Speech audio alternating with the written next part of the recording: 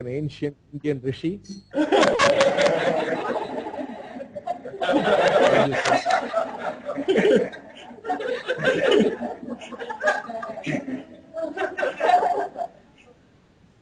Shall we go ahead with the questions? Okay, Bhagavan.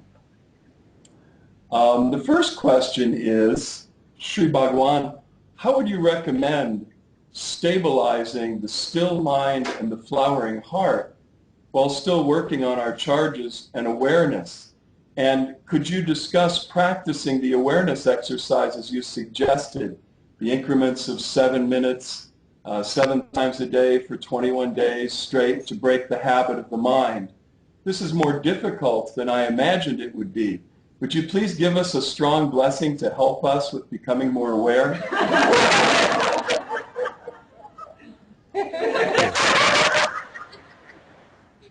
The questions clearly indicate that you have been working hard. I'm very, very happy with it. So now I will try to help you.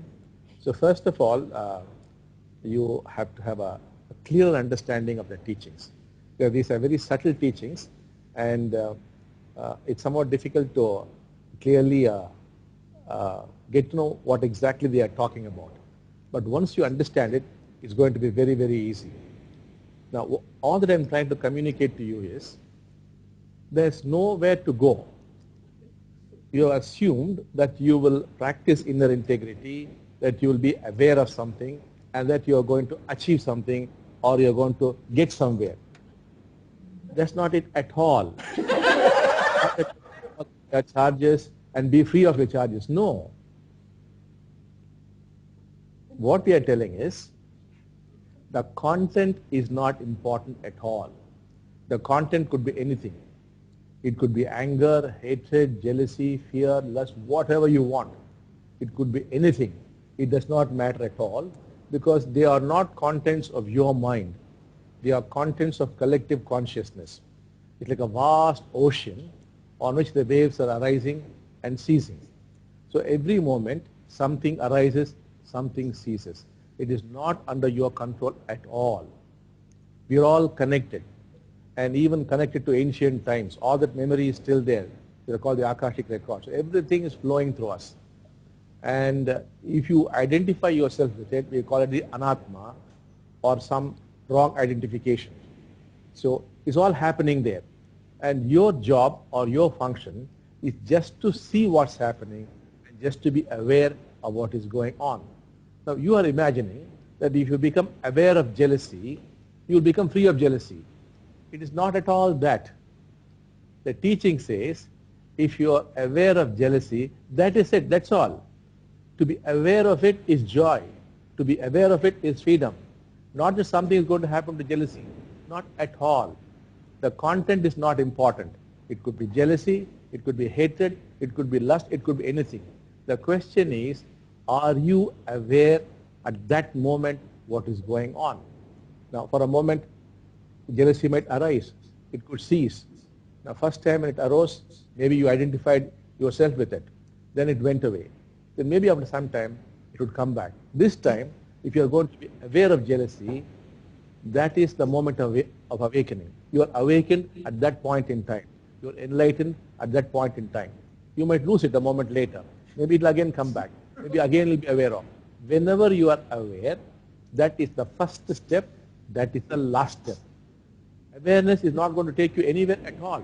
Not at all. You are imagining that after that you are going to get somewhere. No. The first step is the last step. That's all. There's no second step. So the content, whatever is happening inside, is of no consequence. If you are aware of it, there's tremendous joy. There's much more to talk. I would not talk about that because you would make it into a concept and you would try to get there. Again, the same mistake would happen. So you are on the right track. The only problem is you are trying to reach out and get somewhere. There's nowhere to go.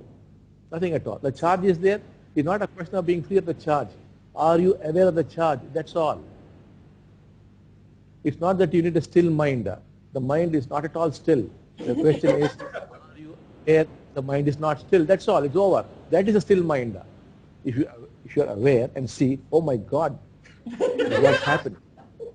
First step. And the next step is to say, Oh my God, I'm sick. Oh my God. That's very, you're condemned it.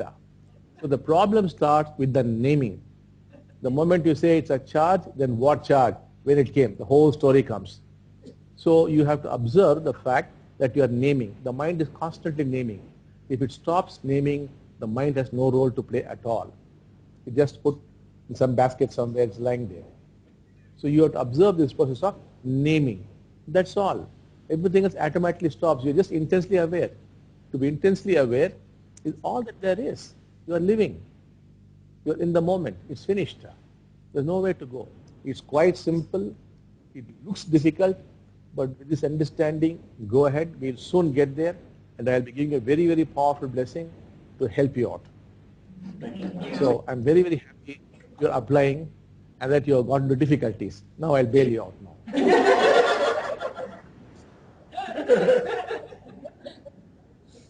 Next question.